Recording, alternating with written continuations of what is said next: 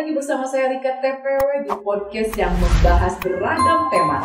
Kali ini saya sudah menghadirkan seorang guru sekaligus pelaku seni. Sebelum ngobrol lebih jauh, kita kenalan dulu. Siapakah beliau? Yuk, mari. Selamat malam, Pak Tatang. Malam siang ini. Malam, ini sudah kondisi Malam. di background kita gelap. Jadi malam. Ya. Malam ya. Selamat malam juga. Selamat malam. Sehat Pak Tatang? Alhamdulillah. Ya. Baik Pak Tatang. Kenapa berada di sini? Itu pertanyaannya kan. Kenapa saya? Gitu. Kenapa saya? Saya apa? Pak Tatang ini adalah seorang praktisi film, seorang pernah juga menjadi jurnalis, pernah juga menjadi sebagai founder dari TV lokal Sukabumi. Nah sekarang beliau sebagai guru di Pasim ya, Pasim dan masih tetap berkecimpung dengan dunia seni film walaupun di belakang layar. Nah sekarang kita mulai ngobrol dari mana? Yuk kita tanya langsung, Pak Tatang. Apa yang pertanyaan pertama? Pertanyaan pertama adalah apa? Aku mau cerita agak flashback. Flashback berarti berapa tahun silam ke belakang.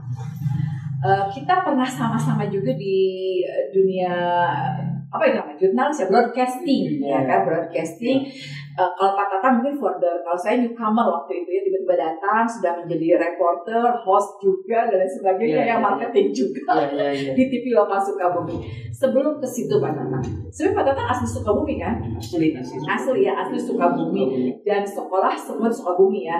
Backgroundnya katanya bukan pendidikan guru juga ya, tapi lebih kepada punya background ya di bidang itu dan mengajar juga di bidang itu kan, di bidang yang sama. Pak Tatang, pengalaman apa sih yang paling mengesankan dari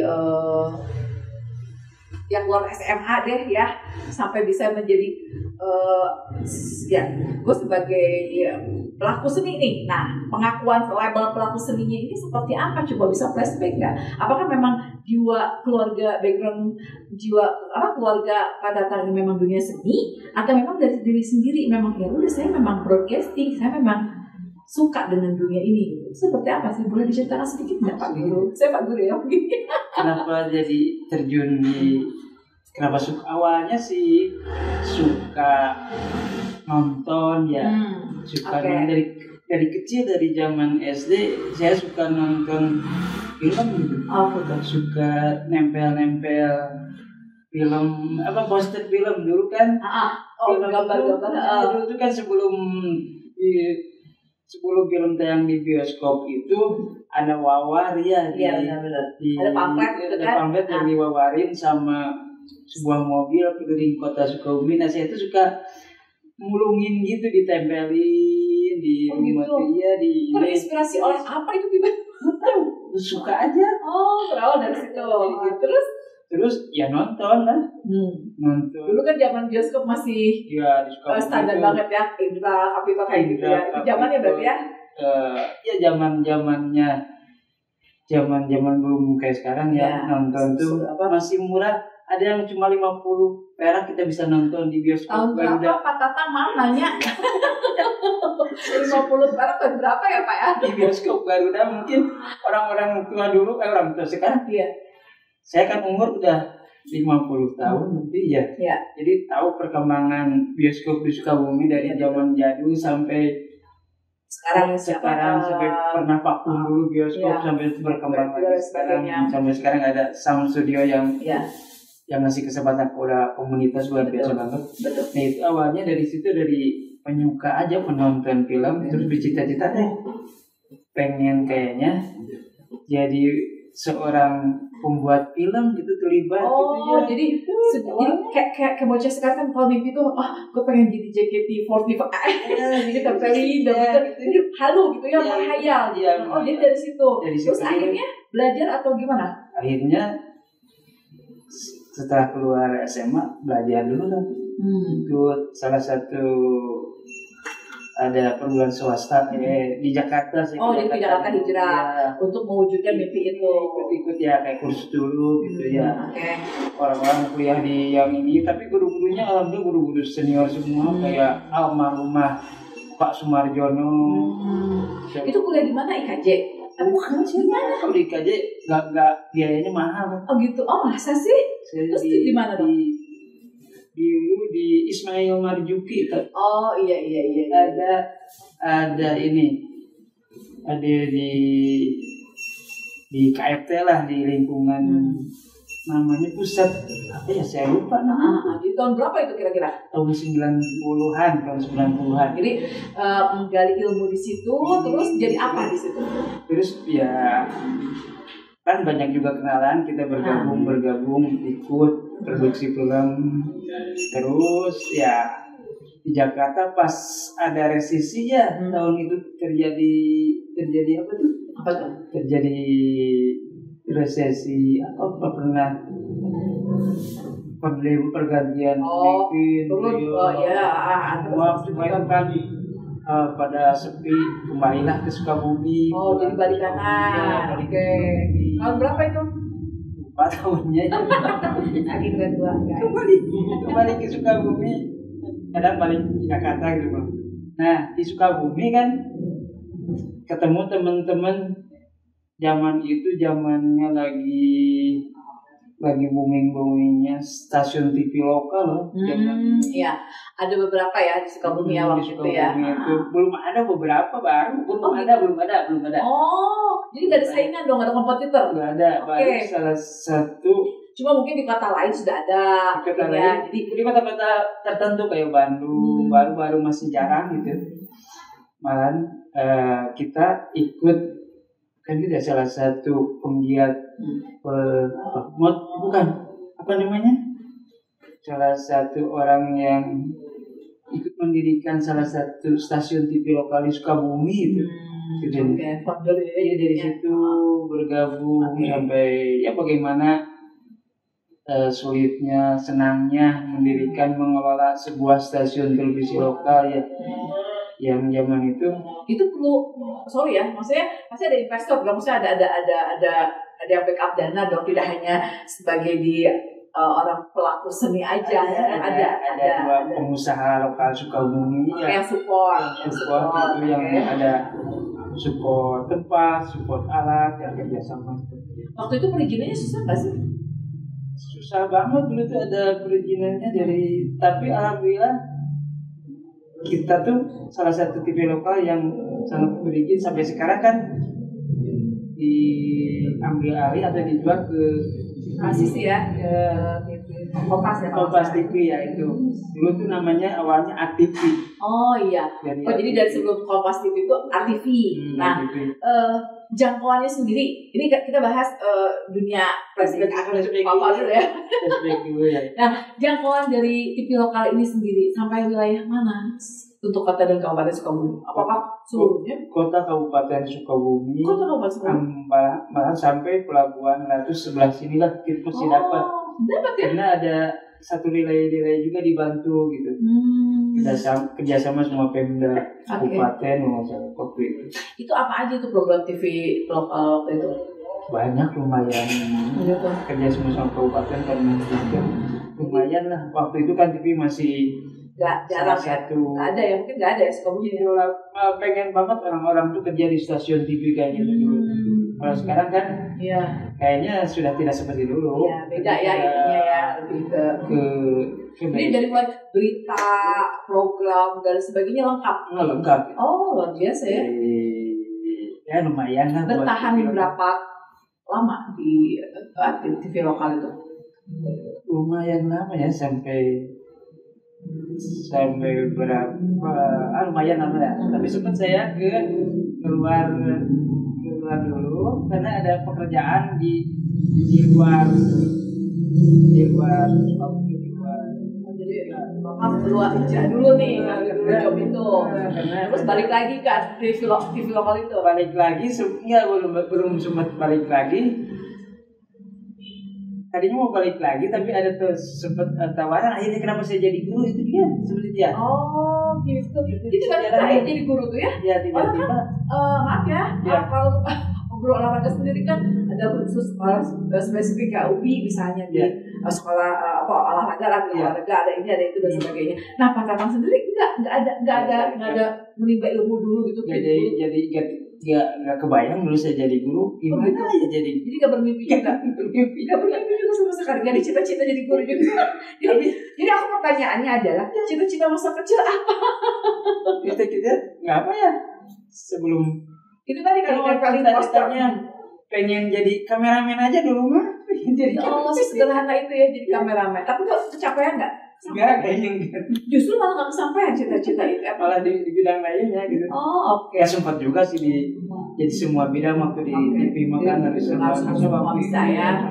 Oke, seperti saya lah mungkinnya marketing iya, reporter iya, tukang ngaji ya. Tukang ngaji guys. Nah, terus dari dunia broadcast jadi tiba-tiba jadi guru itu prosesnya lama nggak sih?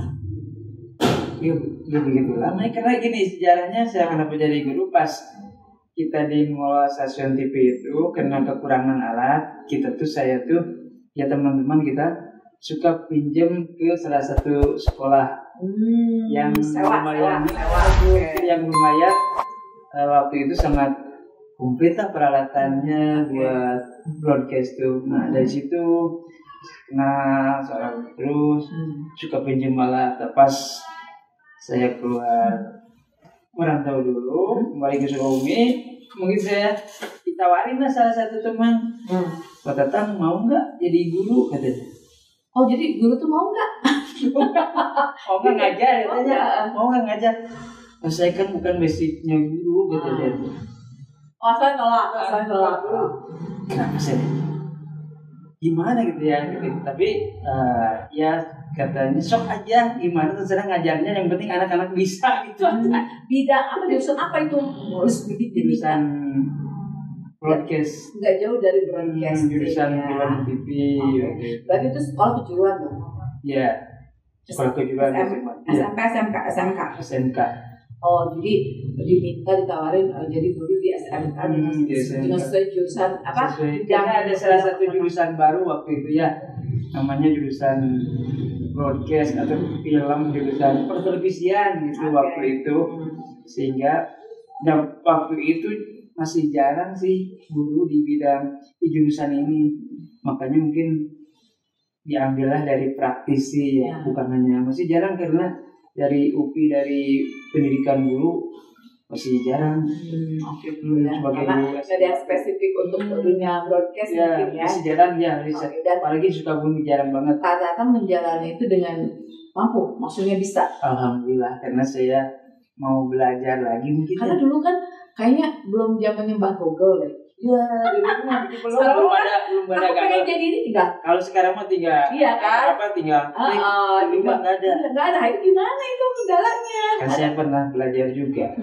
Sedikit banyaknya ada pengalaman. Buku saya yang dulunya sudah disimpan di gudang gitu, saya buka lagi. Terus kulik lagi. Gitu. Alhamdulillah dari situlah. Tantangan terbesar kan itu tiba-tiba jadi guru kan beda kan dengan kita bekerja di broadcasting dengan mendidik mengajar berarti kan mentransfer ilmu. Nah itu ada tantangan seperti apa di awal? Pasti dong nggak mungkin nggak bohong kalau nggak ada tantangan pasti, ya kan? Itu apa tantangan terbesarnya? Tantangannya itu bagaimana saya bisa mentransfer ilmu pengetahuan ini ke anak-anak didik kita ya itu salah satu tantangan kita. Bagaimana ini saya menjelaskan ini bagaimana bisa dimengerti sama anak-anak dengan kemampuan dengan background saya yang bukan dari pendidikan khusus guru gitu ya. Nah itu salah satu tantangannya ya, saya banyak belajar, banyak kembali lagi ya banyak jadi murid lagi ya, baca buku lagi.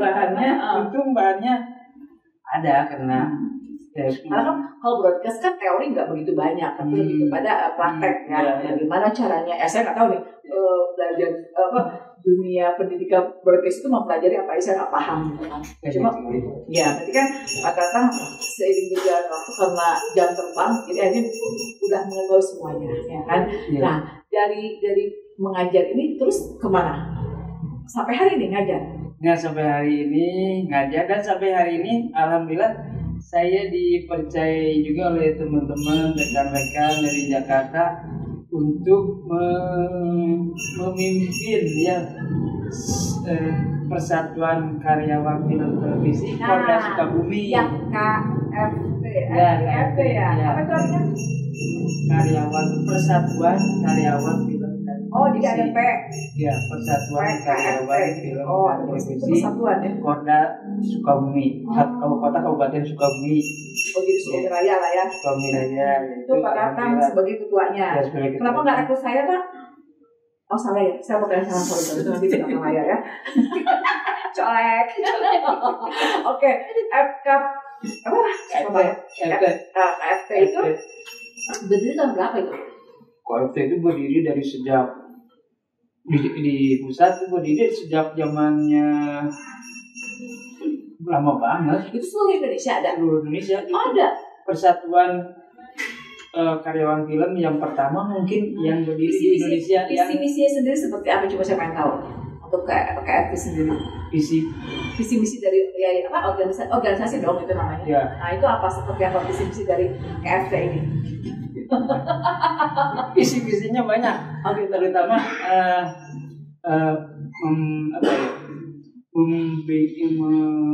bagaimana supaya film Indonesia ini menjadi tuan rumah di negeri sendiri lah intinya ya. Oke, itu ya. Bagaimana goalnya di situ ya, dengan bagaimana adanya KFT ini misalnya bagaimana kesejahteraan karyawan film televisi itu seperti apa gitu. Iya. Dan bagaimana banyak banget ini. Iya. Karena kan ya kita tidak bisa menutup mata dan bukan sudah rahasia umum lagi bahwa pegiat seni atau pelaku seni memang yang khususnya di yang nggak ngerti lah kalau kita bicara Indonesia skopnya besar, tapi kalau untuk wilayah Sukabumi sangat memprihatinkan ya, karena itu tadi ya mungkin penghargaan, pengakuan dan apa istilahnya ya itu tidak begitu concern ya pemerintah di dunia seni film ini ya. Jadi akhirnya mungkin dengan KFT ini bisa itu ya Pak Tatang bisa ya menjadi angin segar lah mungkin ya. Ya. Bisa bangkit lagi dan sebagainya. Nah programnya sendiri dari KFT itu apa? Pernah ada nggak program yang sudah dijalankan? Banyak banget. Apa tuh diantaranya? Dari misalnya program 1000 guru yang pernah kita ngadain 1000 guru buat bagaikan itu tuh jarang banget guru-guru jurusan ini, makanya kita adain program khusus 1000 guru buat bagaimana gitu memahami proses produksi sebuah film itu dari ya biar bisa disampaikan ke murid-muridnya gitu.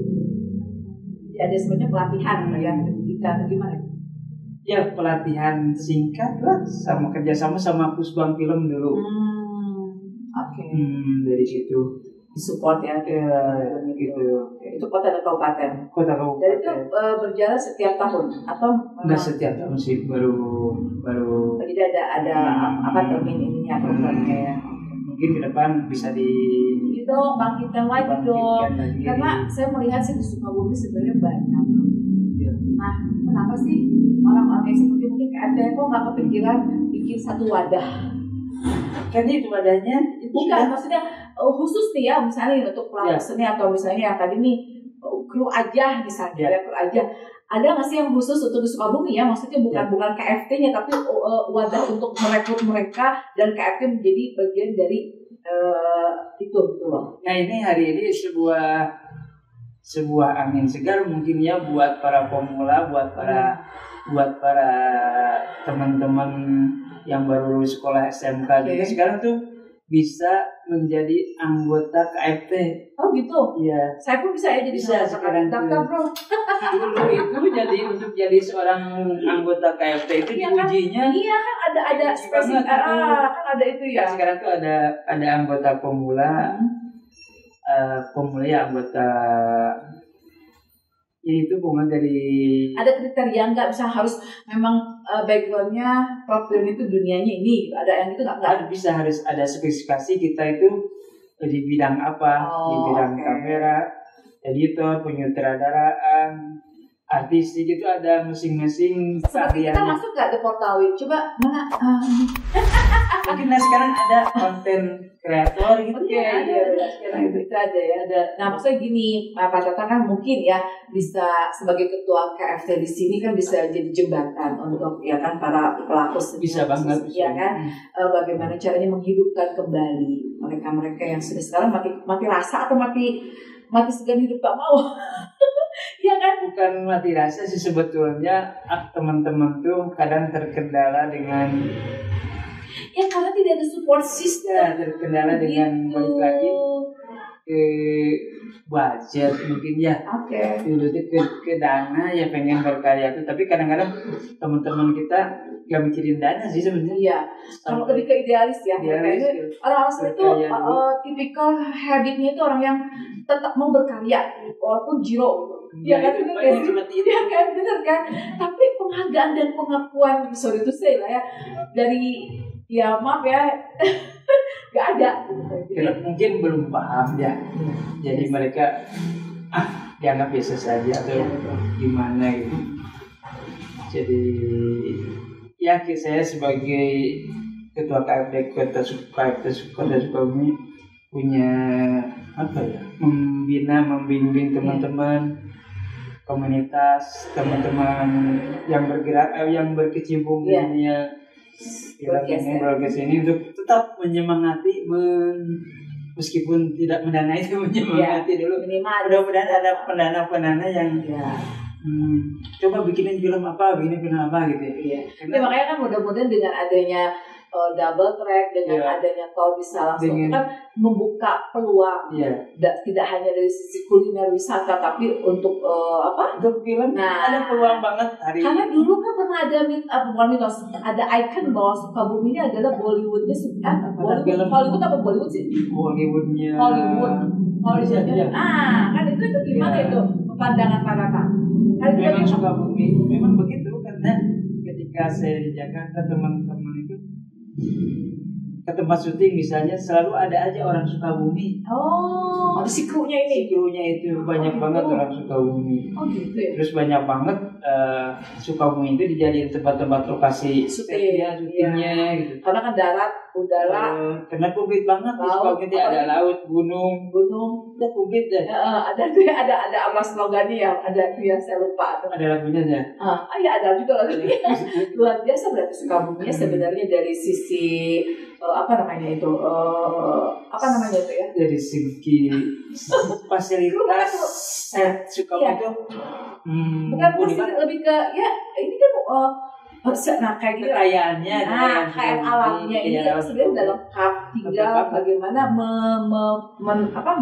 ini kan gairah dari pelaku sendiri ya kan, butuh suntikan ya kan, benar nggak sih butuh suntikan investor yang mau memberikan ini ya untuk film bisnisnya. Misalnya ada investor dari luar Sukabumi, cukup bawa dana aja lah.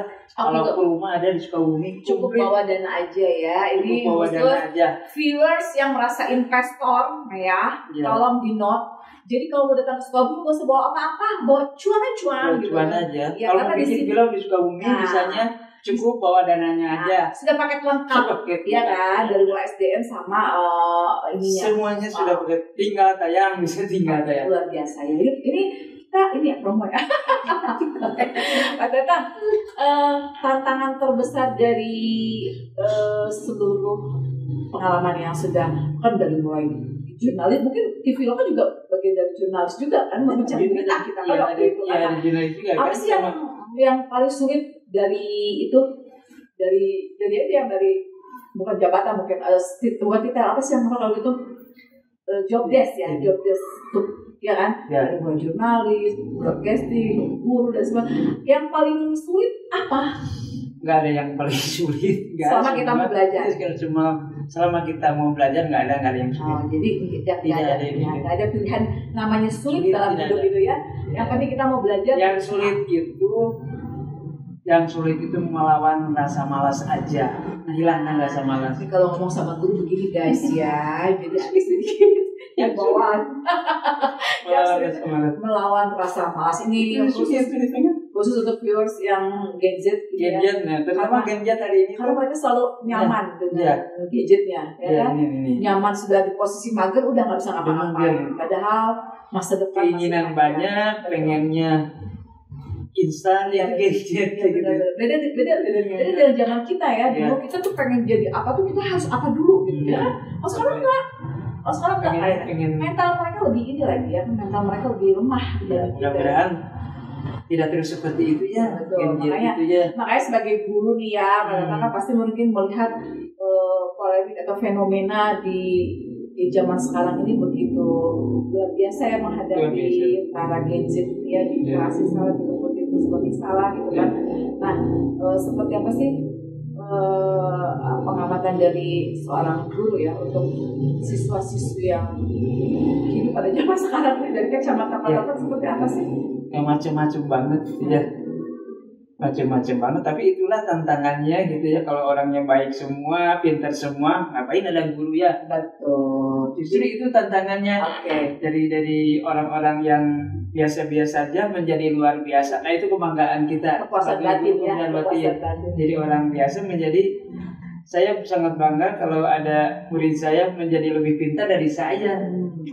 Jangan tidak malah di bawah terus, malahan kalau sudah berhasil itu salah satu kebanggaan, jadi kepuasan batin. Nah, kalau bicara masalah kepuasan batin nih, murid dari sekian tahun pada datang mengajar mendidik, ada nggak salah satu murid di antara sekian ribu yang dia dididik ini yang sudah sukses dalam dunia broadcasting? Ada nggak? Ada, banyak ya. Salah satunya juga banyak ya. Salah satunya dari salah satunya yang bisa mendapatkan beasiswa di kuliah film di IKJ dari Pusbang Film itu sampai ya dari masuk sampai selesai kuliah itu beasiswanya itu luar biasa banget. Kalau dia bayar sendiri berapa? Semahal apa sih semua di IKJ? Lumayan lah kalau nggak punya duit tuh ya mungkin mahal banget ya. Yang jadi mahalnya apanya? Yang jadi mahal apanya? Yang jadi mahal maunya luar biasa. Yang biaya hidupnya kos-kosnya. Ketika mau lulus kan harus bikin film juga, bikin proyek itu biayanya satu film itu kan mahal banget. Iya benar. Kembali agak ke belakang tadi kan di ATV ya di lokal itu saya udah transisi dong ke Kompas. Berarti SDM-nya itu bagaimana saya tanya? Apa kabar dengan SDM dari TV lokal? Dari TV lokal ada yang mengelola podcast, ada yang saya dong hadir. Saya di absennya hadir gitu. Tetap berusaha dengan broadcast banyak teman-teman gitu ya. Yang kontributor TV nasional ya kan banyak banget ya. Dan mereka juga mendirikan apa sih kayak Sukabumi Today, Sukabumi Update, banyak kayak gitu ya. Banyak rumah-rumah podcast. Berarti kecintaan mereka terhadap dunia broadcast itu nggak bisa hilang. Karena sorry to say Pak Tatang, namanya seni itu udah mendarah daging, nggak bisa loh. Habit kalau kita sudah senang. Walaupun ya maaf ya, walaupun nggak dibayar, tapi kita udah kalau sudah cinta ya gitu. Kita udah enjoy dan nyaman. Jadi ini ilmu mungkin ya Pak Tatang. Saya bisa sedikit share ke viewers ketahui bahwa pada saat kita mencintai satu pekerjaan, itu kita nggak ada istilah nggak nyaman. Betul nggak sih? Betul. Nggak ada rasa capek kalau cinta. Mah ibarat kita mencintai seseorang ya. Jangan ngomong cinta dong Kak. Jadi lapar nih. Orang yang misalnya gini kalau mencintai, ini contoh buat gadget. Ketika ini harus cintai dulu pekerjaan itu, cintai dulu dunianya. Oh salah ya, cintai dunianya. Misalnya kayak Bu Rika kalau sudah mencintai seseorang, kalaupun kata seorang itu dia jelek, tetap kata Bu Rika pasti pulang yuk. Tapi kalau sudah nggak cinta, kata orang bagus tetap cinta. Ya, sama pekerjaan. Jadi harus dari rasa, ya kan? Sebegitu capeknya tidak akan terasa capek, tapi tahu-tahu tipes aja. Jangan itu juga dong. Misalnya kan kerja di film begitu. Iya benar. Dari pagi sampai pagi lagi bisa seperti itu. Karena cinta nggak terasa capek, tapi sudahnya. Beda lagi ketika kita nggak suka ya. nggak berat pun terasanya capek, bosan gitu. Makanya cintai dulu lah. Cintai pekerjaannya. Kerjain dulu. Ya kan rezeki nanti ngikutin. Ya, Saat kita berproses, proses tidak akan membohongi hasil. Itu kan katanya. Tapi kan bener, proses nggak bohongin hasil. Yang penting kita berdoa, bergerak, berkarya terus. Yang penting ikhtiar. Ikhtiar. Tapi jangan juga cuma ikhtiar, tapi barengin doa gitu ya. Karena salah satu kekuatan itu ada di doa biar sukses itu buat teman-teman, buat anak-anak. Nah, KFT ini membawahi komunitas-komunitas nggak sih? Masa kan di Sukabumi kan banyak tuh komunitas film, forum film, terus ada parking juga, ada apa lagi tuh? Banyak kan ya? Nah, KFT sendiri membawahi itu nggak sih atau hanya berdiri sendiri gitu, independen? Tidak membawahi sih, bukan membawahi ya, tapi merangkul semua itu buat jalan bareng kita kalau ini bisa bukan membimbing atau apa namanya ya, jalan bareng aja, jalan bareng kita karena dengan dunia yang sama. Karena teman-teman juga kan otomatis mereka profesional ya di bidang masing-masing ya. Kita digabung aja jadi anggota. Berarti kebanyakan anggota KFT ini dong pelaku-pelaku komunitas gitu ada di antaranya. Teman-teman komunitas. Anggota KFT gitu ada semua. Aku suka sih. Ya. Oh, bisa masuk ya kecuali saya. Nggak masuk, woi KFT. Coba deh bikin ini. Ya tolong dicatat. Belum masuk kemarinnya. Iya belum, makanya daftar ya Pak sekarang. Dulu kan sangat berat persyaratannya gitu. Lagi sekarang nggak ya untuk kegiatan pelaku seninya? Kan KFT pasti udah menjalankan program dong. Nah, antusias itu lebih banyak di kabupaten atau Sukabumi kota? Dua-duanya sih. Oh sama? Sama. Oke, berarti Pak Tatang juga. Karena banyak juga teman-teman di kabupaten yang aktif juga. Oh gitu. Oh jadi tidak hanya concern di kota. Karena kan begini, kabupaten itu kan luas. Ya kan, jangkauannya luas. Makanya itu KFT bisa enggak gitu, kasarnya kalau sebenarnya mah ngegerok gitu kan, kegerok enggak itu kabupaten? Belum tergerok semua sih, belum. Karena saking luasnya gitu ya. Iya makanya kan saya nanya itu juga kan. Mungkin ke depan ada Korda kabupaten mungkin. Nah itu bisa ya, biasanya sudah gitu ya. Oke, tapi belum. Oke, Pak Tatang, ada pesan sih lebih kepada apa sih harapan Pak Tatang ya? Terserah mau itu secara pribadi atau itu secara ketua KFT atau seorang guru melihat fenomena anak zaman now. Ya menarik gitu ya. Gen hari ini mungkin ada pengaruh. Kenapa seperti itu gitu hari ini ya, mungkin karena balik lagi dari lingkungan juga pengaruhnya, lingkungan dari rumah juga seperti apa gitu ya. Mungkin ibu-ibunya juga banyak yang mendekati Gen Z juga gitu. Juga dong. Saya nggak. Saya kan saya kan broadcasting Pak. Jadi saya nggak bisa jauh dari handphone. Dari lingkungan harus dicontohin juga sama ibu-ibunya di rumah gitu. Banyak tinggal dipelajari. Dan anak-anak sekarang cerdas loh untuk mengaplikasikan, ya kan? Misalnya untuk jadi seorang editor gitu ya, sekarang aplikasinya sudah murah gitu, pajakan banyak gitu ya.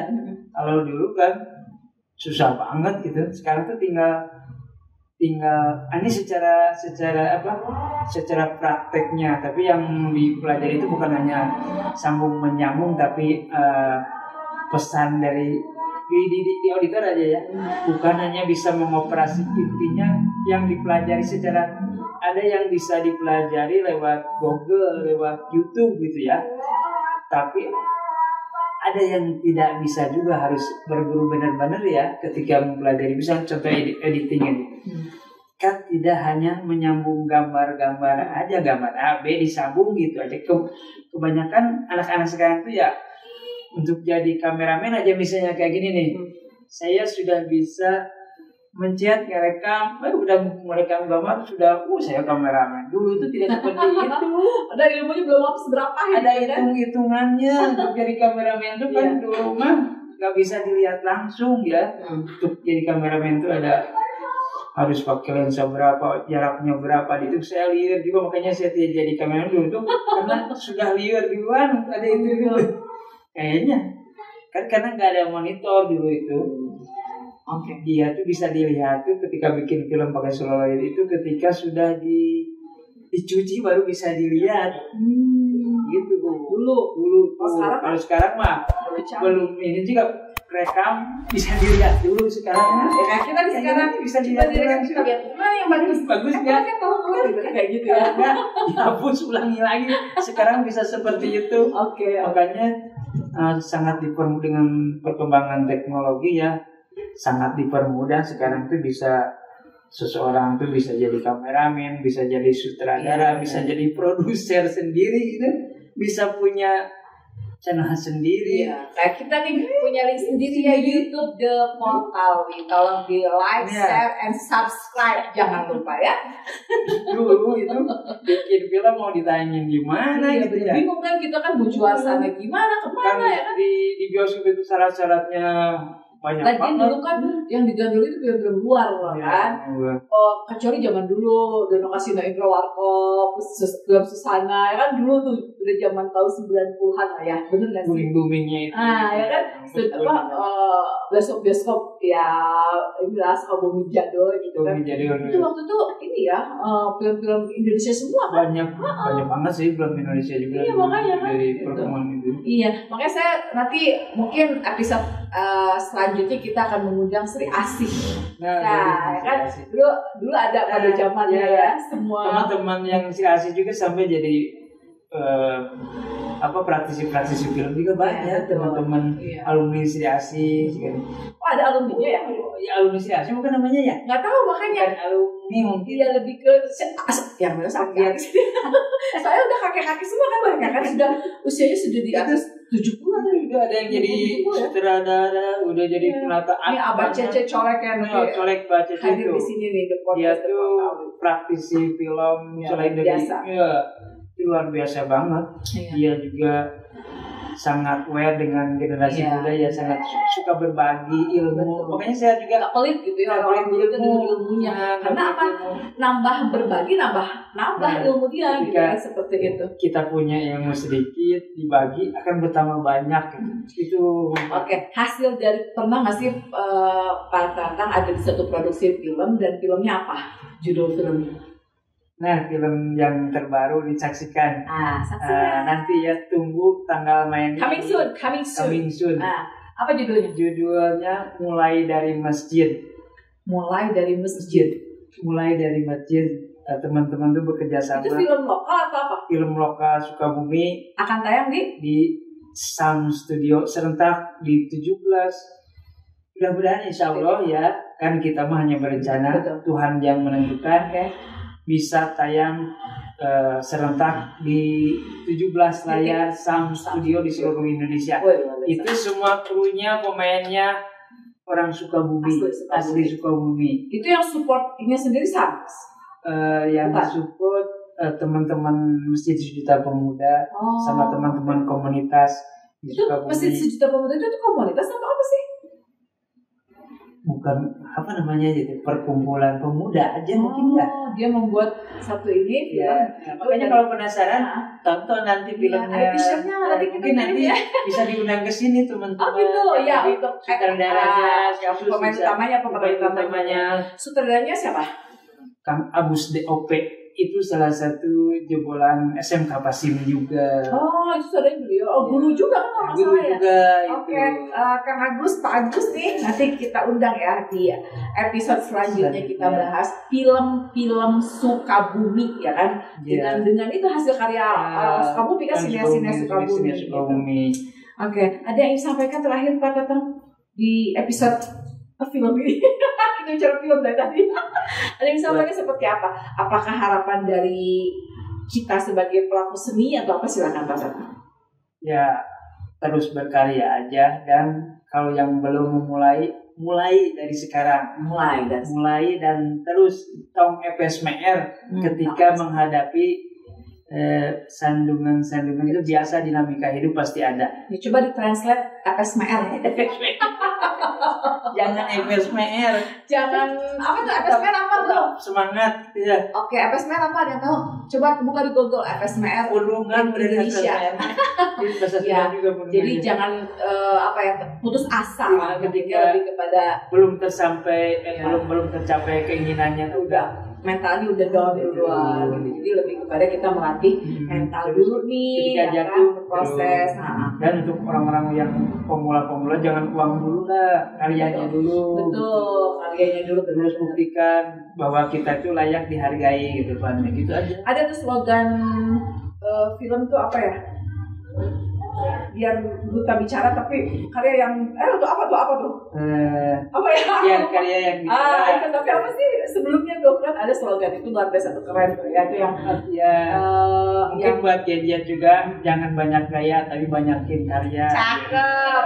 Jangan banyak gaya tapi banyakin karya. Luar biasa Pak Guru ya. Tetap aja ada pesan moralnya ya. Baik, Pak Tetang, terima kasih untuk kehadirannya di podcast The Portawi. Terima kasih sudah kita bahas lagi ngobrol yang lainnya. Seru ini ya, nggak ada habisnya kalau ngobrolin tentang seni gitu ya, seni film, seni budaya dan sebagainya.